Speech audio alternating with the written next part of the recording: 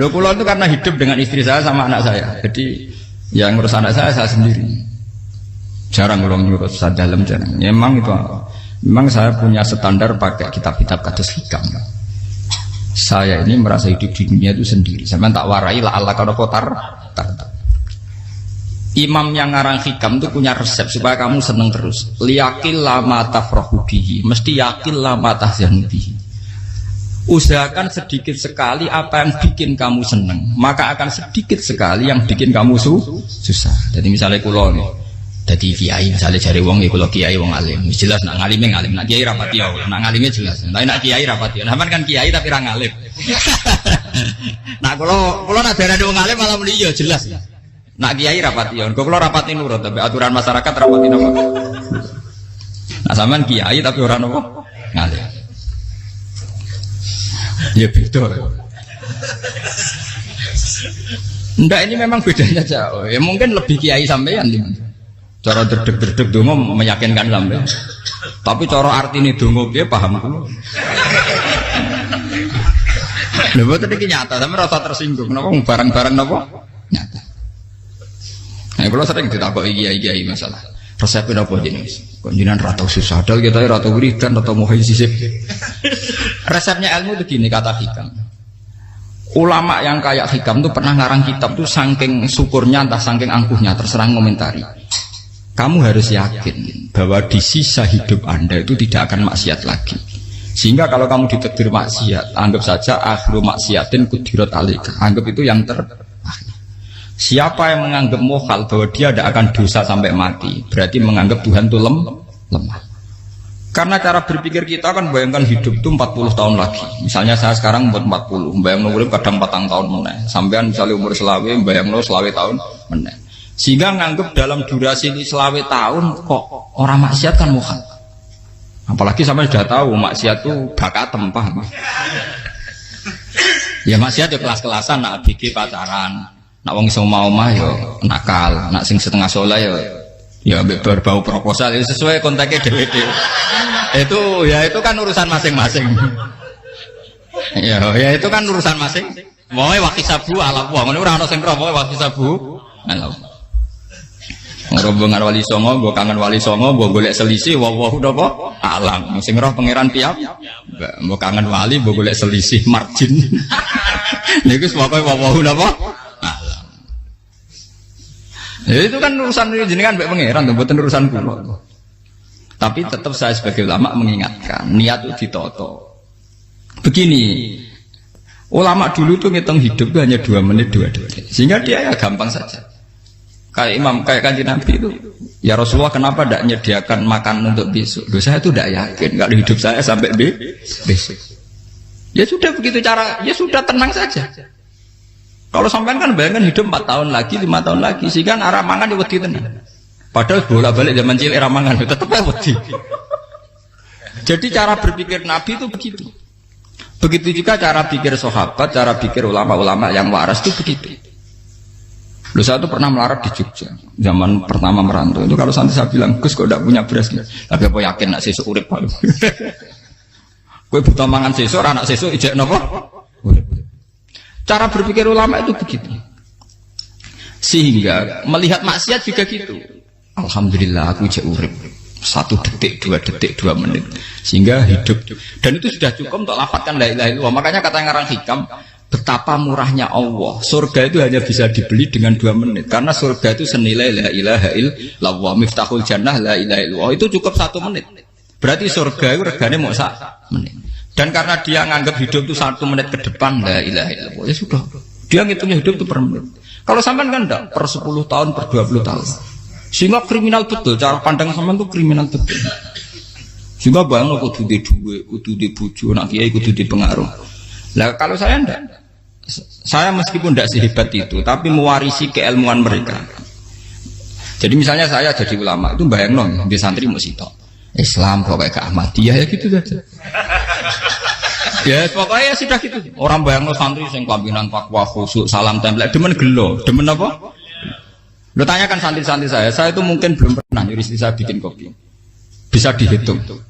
Karena saya itu sederhana saja. Misalnya saya pergi dari Jogja ini yang nyata salam. Bayangno bojo wis maca gawekno kopi, bukakno lawang malah kecewa.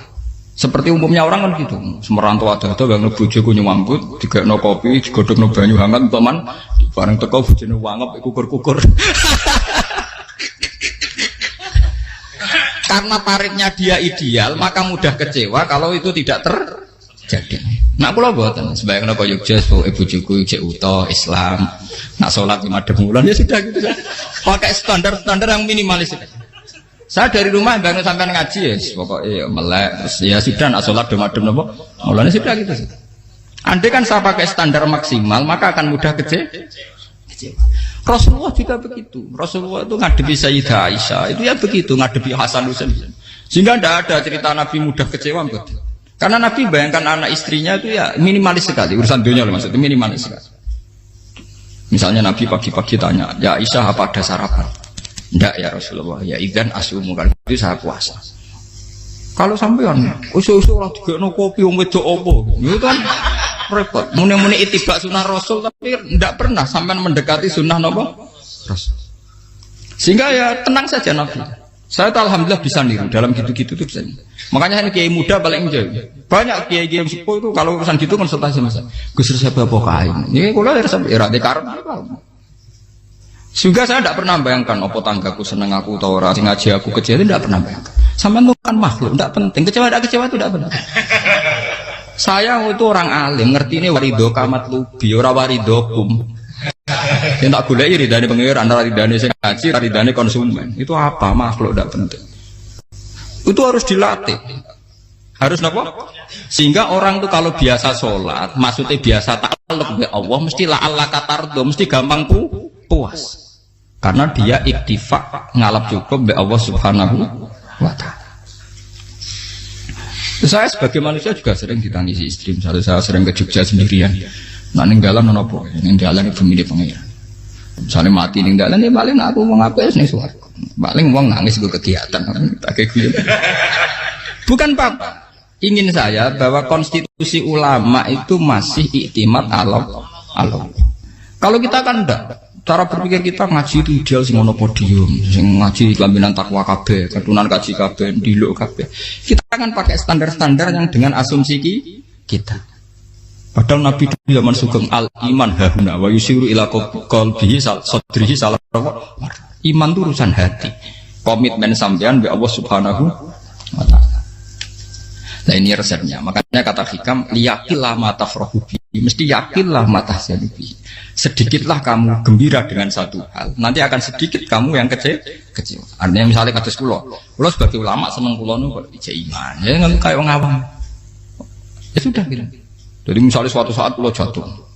Yang ngaji saya gak semeneng dadi kupeding. Wong sing seneng kula bubar kabeh. Kula ora susah, miskola darah bener. Gus saiki jenengan ora sing seneng. Ya tenang saja. Sing ora seneng ya makhluk ora jelas. Dan status mereka tetap layaduru walayam. Ini harus dilatih. Sehingga Nabi itu ya meskipun beliau itu perang, sahabatnya meninggal ya tenang saja. Nabi cara berpikir yang meninggal mereka mati syahid, yang masih hidup dianggap berpotensi melakukan kebaikan. Sama tak warai resep-resep dari Rasulullah SAW. Saya ini sebetulnya memaksa, menjelaskan ini maksa, karena saya inginnya jadi ulama yang kayak umumnya orang, tidak ideal amat. Tapi kan saya ditakdir ilmunya itu ideal, jadi terpaksa saya jelaskan. Tapi kalau perilaku saya tidak akan ideal. Soalnya ngawur, saake mari Ghafuri pengiran nganggur bolak-balik cerita. Ada seorang wali, karena dia wali itu doa di multazam, ya Allah saya ini minta satu hal. Karena dia wali maka tidak minta uang, tidak minta jabatan, minta engkau takdir saya tidak pernah maksiat. Itu kan bagus sekali, minta doa ditakdir gak maksiat kan ada. Dari pengiran malah Syafi'i. Fa'ena adau kufran. Karena tahu maksiat malah sifat ghafurku tak ada kok endi. Gamane pengiran kan sifat ghafurku rak nganggur. Malah tidak ada orang selain Nabi kecuali ditakdir tahu maksiat dan sifat ghafuri pengiran efektif. Paham apa? Lara sampean kan ghafure kok nggo kabeh. Dadi karek sadidul iqab. Karena maksiate sampean sering. Jadi sifat ghafure wis berlaku aktif. Saya karek nunggu sifat sadidul iqab. Paham ya? Itu beda dengan wali-wali. Sifat sadidul iqab mau aktif mereka tidak punya dosa. Malah pangeran bingung gak kok sifat ghafure. Apa tak dakoki ghafur ora tau dosa. Didakoki Sadidul Iqab gak tau maksiat. Jadi pangeran malah sing bingung. Nak kowe ora tau maksiat ghafur kok tak dakoki. Kok ora tau maksiat, wong iku ora tau apa? Didakoki Sadidul Iqab gak mungkin atau maksiat. Lah pangeran ape dakok ghafur kan syaratnya dosa sik. Sampeyan kan walian. Ghafure wis dientekno. Keseringan kepake, paham ya? Karek nopo? Karek Sadidul Iqab. Ya itu memang standar Tuhan. Semua Quran itu kalau menyeritakan gitu. Nabi ibadi anni anal ghafurur rahim. Kaulaku ceritani aku ghafurur rahim, tapi yo ceritani wa anna adabi wal adabul alim. Jadi Nabi ibadi anni anal ghafurur rahim wa anna adabi wal adabul alim. Kalau Nabi Ibrahim, Nabi Muhammad inna rabbaka lasariul iqab. Pangeran cepat nyiksane, tapi wa innahu laghafurur. Jadi dua sifat ini pasti aktif. Dan tentu ulama itu senang sifat ghafur itu ya meskipun aktif, tapi mereka tidak pernah ngambil fasilitas sifat nopo. Kalau baleni malih. Sehingga kayak Sayyidina Umar radhiyallahu anhu ketika beliau pertama jadi khalifah, ini cerita di kitab Hayati Sahabat. Pertama dia jadi khalifah, orang mengira dia akan ngomong hal-hal yang besar, visi besar tentang negara, visi besar tentang izzatil Islam wal muslim. Tapi ketika Umar pertama pidato begini, ayuhal muslimun ayuhan nas, ana, dari kata Sayyidina Umar, ana hulamun min bani Mahsud, akulu min kholati. Saya ini pemuda dari Bani Mahsud. Kecil saya bisa makan karena bulik-bulik saya punya kebun kurma yang kalau saya memanen diopahi beberapa biji dan itu menjadi kuti wahayati, menjadi saya bisa hidup. Terus wassalamualaikum warahmatullahi wabarakatuh. Orang itu penasaran semua. Orang jadi khalifah pertama dibenem jadi Amirul Mukminin, pidatonya ngenang masa kecilnya ra kelar mangan, kelare mangan mergo buruh bulike. Paham ya? Ngondoh kurma terus dikai tamarotin, beberapa kurma sing dadekno iso. Dan itu saya pakai sampai ketemu Allah Subhanahu wa taala saya pakai. Misalnya sekarang saya mulya, misalnya kalau dibilang mulya ya ana sing nyucup, ana sing husnudzon, ana sing hormat ya macam-macam sawangane. Itu bodoh sekali kalau saya menikmati itu, bodoh sekali. Paling banter nikmati dicucup dihormati itu apa? Tapi kalau nikmatnya bisa makan saat itu tuh nyawa. SBY jadi presiden prestasi, Gus Dur jadi presiden prestasi, tapi umpama presiden tetap mangan. Prestasi tertinggi ada bisa makan selisat dirumki gojo-gonyo. Makanya Umar mengingatkan, sebetulnya nikmat tertinggi saya itu tidak saat saya jadi khalifah, saat itu kok aku iso mangan, cara gak aku mati. Paham ya? Jadi itu luar biasa. Kita ini kan menjadi angkuh karena ngitung nikmat itu yang besar-besar, punya prestasi, punya. Kalau saya enggak ngitung nikmat itu kelar mangan gak mati, kan gampang. Sehingga saya tidak mudah kecewa karena tarifnya minimalis, gak gampang apa? Jadi misalnya kalau kapan-kapan kok berhubung, Gus ini Tuhan rasanya jangan ngeten-ngeten. Oh makhluk itu ya gak apa-apa. Kalau di status kiai kan seakan-akan ngomongnya sakral, seakan-akan mandi. Tapi nak tak status, oh makhluk itu ngomong-ngomong ya sudah kan.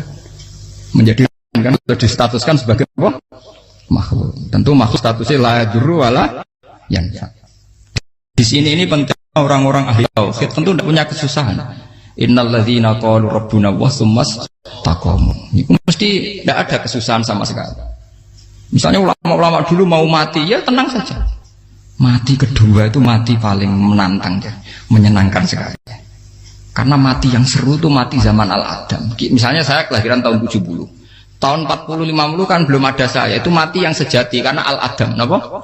Al-Adam tidak ada. Mati yang nanti itu mati yang petualangan karena saya mati setelah menyaksikan kekuasaan Allah, setelah husnudzon sama Allah, sehingga mati yang menuruti kerinduan akan ketemu sang kekasih. Makanya Jalaluddin Ar-Rumi ketika mau meninggal dan orang-orang muridnya nangis, dia marah-marah. Hei murid-muridku, betapa bodohnya engkau. Saat kayak ini yang saya tunggu, saya sudah menyesal berusaha mbak Allah dat cinta senang. Aku kecewa waktu makhluk-makhluk koyo kowe. Saiki wis wayahe aku goleki kholik dat sing tak senengi malah mbok tangi. Cuk bodhone kuwe. Saat-saat sing tenteni malah mbok tantang. Betapa aku lamanya menunggu kematian ini. Mergo hidup itu keterpisahanku mbek Allah, kemen ketemu kowe. Malane Jalaluddin Rumilah yang mengistilahkan mati itu malam pengantin. Makanya fal'an awanus sirok minkum wa awan wisol habibi. Ini saat yang indah karena ketemu dengan berpisah dari makhluk-makhluk yang tidak penting menuju sama habibi kekasihku. Jadi dia misalkan mati itu malam pengantin. Semenjak istilah itu populer sehingga di Jawa anak ngipi jadi nganten takwilane mati. Itu filosofi sufi, ya filosofi apa? Lah niku tenan. Begitu juga sahabat-sahabat dulu. Bilal mau meninggal, anaknya udah nangis. Bilal lagu ya. Ditanya sama anaknya, kenapa anak-anak kamu nangis? Dan jenengan badhe kapundhut. Aku malah seneng nang mati. Hudan nalqal akhibah Muhammadan wa hisbah. Aku nak urip ketemune mbek kowe terus. Malah nak mati ketemu Nabi Muhammad. Hudan nalqal akhibah Muhammadan wa hisbah.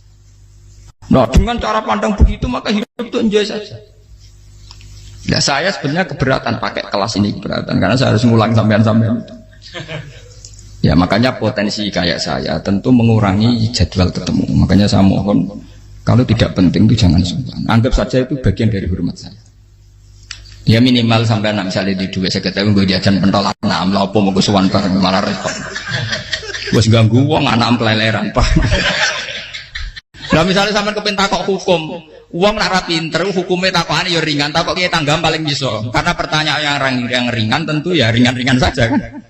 Gak perlu kiai kali ber. Sampai rasa GR. Lo pertanyaannya angel Gus gak ono sing iso jawab. Wong nak ra alim tahke, ku pertanyaane ya ora patimu tuh. Iku wis kangelan ngoten. Ini mboten ngenyek tapi padha enak. Padha napa? Makanya kalau latih. Jadi hikam sendiri itu ada manhaj, ada metode. Kalau orang supaya tardo, liyakil lama tafrahu bi, yakil lama tahzanu. Anak saya itu kalau habis main pulang, itu saya senengnya pol. Istri saya pernah jangan. Gus, anak mulai senengnya dek biro-biro, anakku gemulai nih ngomahku. Misalnya terus biasa. Saya terus anakku lo main mulai itu seneng. Biro-biro anakku mulai nih ngomahku. Dipanggil anak saya bapak itu senengnya sak boleh. Biro-biro ada yang manggil bapak. Jadi saya pakai standar minimalis sekali. Saya tidak pernah pakai tarif. Dia anak yang ideal dihormati orang. Sampai anakku sujud nih pangeran, ngerti pentingnya mau tasbih. Makanya anak saya tak namakan tasbihah semua. Itu ya sudah selesai. Saya tidak pernah bayangkan anak saya jadi kayak besar dihormati juga. Mari gampang kecil. Ya, sekolah kan Sayyidina Umar. Saya pemuda dari Bani Makhzum. Yang kecilnya bisa makan karena buruh bulikku. Akal tuh tamarot. Wah itu saya baca tuh nangis betul. Betapa hebatnya Sayyidina Umar. Mengingatkan ulang bahwa nikmat tertinggi itu ya makan karena makan kaitannya nyawa. Orang jadi bupati, enggak jadi bupati tetap makan. Jadi kalau ngantin saya tarifnya minimalis sekali. Oh, kalau orang sudah makan gitu, lah Allah kata tertentu mudah sekali. Tapi kalau sampai tarifnya ideal harus di mobil, kudu sanggup nih agak. Masuk gue mobil gak sanggup agak. Barang gue sanggup agak, kudu gue penderek. Masuk kiri lu juga kok tanpa apa? Penderek. Penderek maju. Masuk orang kena dikeloli, jadi malah repot. Akhirnya gue mau ngayu. Harus selingkuh dari sing itu lapor koromenang. Mau keruwet nuruti tahapan-tahapan duniawi makanya resep kalau ingin itu kon sholat. Maksudnya sholat itu dihayati secara tauhid ya. Dihayati secara tauhid. Misalnya inna sholati wa nusuki wa mahyaya wa mamati lillahi rabbil alamin. Itu akan pasti Allah kata pasti mudah melihat alam ini ridho. Ini satu sekelumit di resep orang ulama yang saya meniru beberapa di kitab Hayati Sahabat, di kitab Hikam, dan meniru terutama semuanya sanad dari Rasulullah Shallallahu Alaihi Wasallam. Makanya suatu saat Nabi itu kagum. Abdullah bin Mas'ud itu jalan dan dikawal oleh beberapa malaikat. Terus Nabi itu heran. Ya Abdullah, kenapa itu selalu mengawal kamu? Kata Abdullah bin Mas'ud, ya Rasulullah, inilah akhtu khutwatan illa wa azunnu alla akhtu wa ukhra wa ma aqaltu luqmatan illa wa azunnu alla alqamu ukhra. Saya itu tidak pernah melangkah kecuali saya tidak pernah yakin apa betul saya bisa melangkah lagi. Jadi perlangkahnya itu dia iktimat Allah. Dan saya tidak pernah mengunyah satu kunyahan kecuali saya tidak yakin apa betul saya bisa mengunyah lagi. Setiap kunyahnya tetap semuanya ada bismillah. Semua itu atas nama pertolongan atas kata Rasulullah. Orang kakak andikan saya ada nabi terakhir itu jadi nabi. Jadi kemana? Makanya dulu Nabi itu sering ngendikan, adekan orang-orang kayak gitu itu ada nubuah, tentu mereka punya derajat nopo nubuah. Jadi tidak jadi Nabi tapi punya derajat nopo nubuah. Lah orang yang cara berpikir gitu tentu tidak khawatir apa yang hilang dari dirinya, karena dia berkontrak dengan Tuhan hanya per menit per detik. Jika mempunyai resep al-mu'min yusiru sana Allah ayakuna li nafsi dzakiron. Seorang mukmin yang sejati tentu kontraknya dengan Allah Subhanahu wa taala, dan dia tidak pernah ingat dirinya sendiri. Kayak sampean pas umat tapi'il, Allahu akbar, Allah maha besar, subhanak. Selalu ana wong ngrasani itu termasuk lali utange barang itu. Tapi yang jelas kan menjadi enjoy dengan dirinya sendiri. Paham ya? Menjadi enjoy dengan dirinya. Karena dia tidak sering punya kontrak dengan makhluk. Nah ini maksudnya Allah kamu. Janganlah Allah kata kamu pandang. Apa nak sholat terus kabul kajar. Apa nak sholat terus untuk duit ya bar. Karena cara pikir iso aja nak duit ya. Duit ya. Dan ini resep ya. Dan resep ini dari ulama-ulama yang istinad ila Rasulullah Shallallahu Alaihi Wasallam. Karena kalau Nabi itu memang cara pandang. Aisyah itu pernah ditanya. Ya Aisyah, saya ini ingin makan. Apa yang dari sahabat ini masih? Wah ya Rasulullah sudah habis karena tak kasihkan tetangga. Itu Nabi tidak marah-marah, malah bilang, kamu benar Aisyah. Biru yang kamu kasihkan tuh yang masih. Kau nak daging dipangan dewe kadang nuruti nafsu. Nak dikekno wong sudah kau nuruti perintah pengen. Jadi kanjeng Nabi beneran Aisyah. Daging ijek. Mau kalau nanti yang malah ijek. Sing bogo sudah kau malah sing ijek. Cara berpikir Nabi itu begitu. Tapi tahu-tahu disederhanakan sunnah Nabi serbanan. Lah itu kan ya memang itu bagian dari sunnah Nabi, tapi sunnah seharga 10.000. Paham ya? Ya monggo mawon sampean sunnah Nabi serbanan gitu, tapi itu sunnah yang bisa dibeli dengan murah. Hakikatnya sunnah Nabi itu rata-rata bentuknya perilaku, napa? Sampeyan delok dawuh Aisyah tengene tiba berjanji, kana khuluquhul Qur'an wa shimatuhul ghufran yansahu lil insan wa yafsahu fil ihsan wa ya'fu 'anil dzambi idza kana fi haqqihi wasababi. Kana khuluquhul Qur'an, Nabi ku akhlak dasare wis kaya Qur'an plek. Urusane akhlak. Wa shimatuhul ghufran, ciri utama sifatnya Nabi gampang nyepuro. Yansahu lil insan. Dan Nabi punya niat baik pada seluruh manusia. Wa yafsahu fil ihsan, sering melakukan ihsan. Lah nek sunah Nabi ngoten kan luwih sering kula Quran ya wis hafal mulang. Wasimatu kufron kula gampang nyebut sampean ngaji angop ya ora tau tamu. Yang sahulil insan kula bedina nate tiyang mulang. Wa yafsahu fil ihsan tak ge gampang. Kula mulang ora tau. Itu sakmene kudu podium kudu wong dilo ya ora. Pokoke akhir kiamat dia ya madhep mulon ya sudah. Loh itu kan dawuh Aisyah ketika ditanya kaifa kana khuluqu Rasulillah. Dan itu semua dijawab oleh ahwal, oleh sebuah perilaku. Tidak ada Aisyah jawab nganggo atribut. Oh Nabi itu jubahan, serbanan, tidak ada itu. Memang itu sunnah ya, satu itu sunat kan jangan salah paham ya. Tapi itu sunnah yang tidak dijawab oleh Aisyah. Sunnah yang sampean jawab sendiri, paham?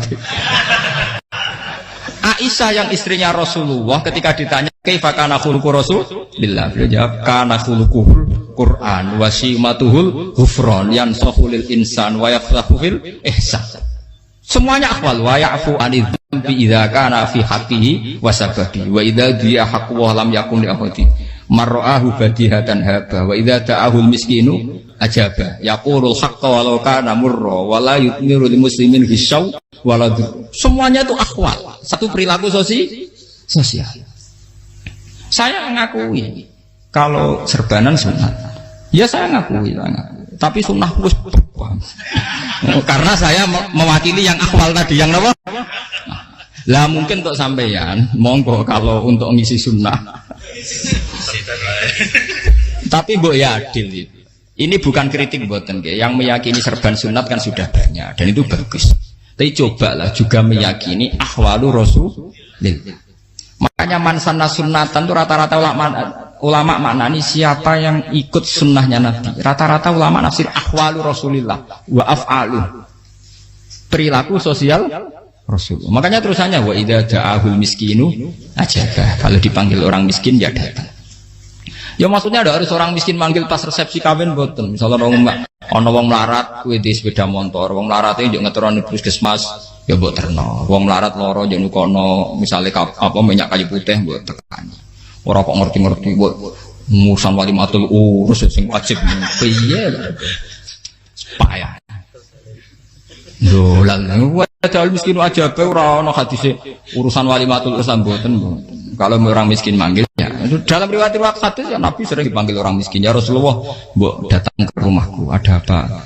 Terus ya Nabi, saya tuh ingin rumahku sing elek jenengan nanti salat teng mriku. Ya Nabi datang ya salat saja ya harus jaman. Fi ayyi makanin aradta an usolliya fi. Kamu di tempat mana kamu seneng salat teng mriki ya Rasulullah. Ya Nabi salat. Sing ngundang ya waras pisan. Kenangan mek Nabi kok mae dienggo salat Nabi. Ambean kau tanggung kiai kon salat. Kon promosekno anakmu iku paham. Kiai dongakno ke kersane ketampi PNS. Padahal kiai ini dhewe anake ra PNS. Kalau dulu kan sahabat ngundang Nabi itu ya gitu. Ya Rasulullah, saya itu ingin sekali engkau sholat di rumahku. Fa'takhidahu musollan. Kemudian tempat yang pernah engkau sholati mau tak pakai musola pribadi. Makanya masjid kiblat itu rumahnya sahabat. Karena dulu Nabi pernah sholat di satu tempat. Adalah ono perintah tahlilul kiblat itu di rumahnya sahabat. Itu sahabat dulu itu kalau ngaturin Nabi itu kenanya ingin Nabi pernah sholat di situ. Nah, ilmu ngeten ini muntah. Ya untungnya nonton kulo. Jadi ono sing eling-eling ya Bang. Teman-teman kudu syukur ya. Artinya syukur ya. Orang kayak saya itu tidak usah sampean dikte-dikte ngikuti hukum adat. Kalau ngoten sampean gelo mergo kula ora iso teko, kula ya gelo perkarane ulama kok mbok atur. Makanya saya sering guyon cerita saya itu kalau di pasar Pandangan dulu tuh anyaran boyong sering di pasar ditanya sama Gus wong alim kok di pasar. Piye? Aneh to. Ya aneh kuwi. Aneh piye? Bodhonya wong alim. Kadang masyarakat tuh tidak sadar keanehan dirinya sendiri. Mereka enak saja merasa kalau orang alim ke pasar itu aneh. Mereka tidak sadar orang bodohnya wong alim ya aneh. Enak saja mereka mikir sepi. Faham ini supaya sampean la'allakan apa tar. Makanya untuk Rasulullah, Nabi itu sering ngendikan nek ana tamu hormati. Tapi etika mertamu di Rasulullah itu walakin idza du'aitum. Mertamu Nabi itu nunggu ditimbali. Walakin idza du'itum du'iya mabni majhul. Ketika kamu ditimbali fat. Jadi ya ayyuhalladzina amanu la tadkhulu buyutan nabiyyi illa ayyudzana lakum. Jadi untuk sowan Nabi itu nunggu dipang. Meskipun sahabat tuh rindu Nabi, tidak berani sowan ke dalamnya Nabi. Kalau ingin ketemu Nabi dibarengno pas sholat jamaah, karena Nabi pasti keluar di mas. Andai kan Nabi nerima tamu di rumah, ya ora sida dadi Nabi. Amen nampa tamu.